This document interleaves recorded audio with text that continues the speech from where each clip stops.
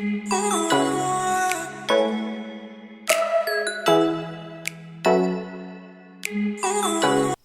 శుభోదయం.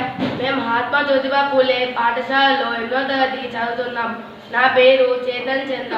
నేను చిన్నప్పటి పాఠ్యభాగం వెళ్ళి ఆంధ్ర మహాసభకు వెళ్ళి వస్తున్న వెంకట్రావు పాత్రను పోషిస్తున్నాను.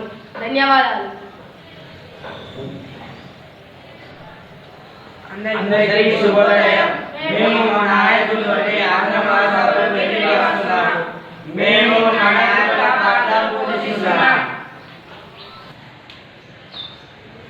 దండాలు మీకోసం మూర్చీరు నా తప్పు సప్పుతో వెతుకు చూస్తున్నారు. మీరు ఇక్కడనే ఉండండి, అలానే తీసుకొని వస్తాం. సరే.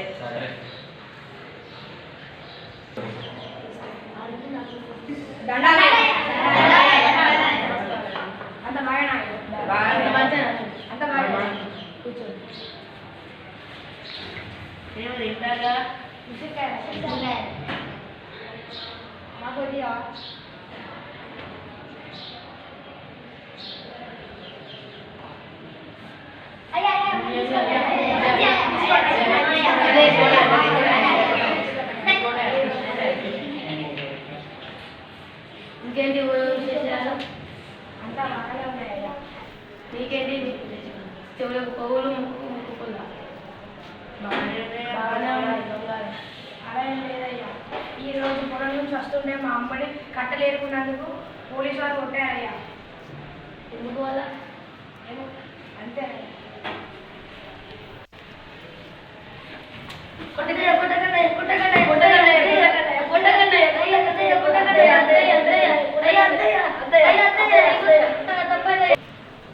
నీ పేరేం పేరు?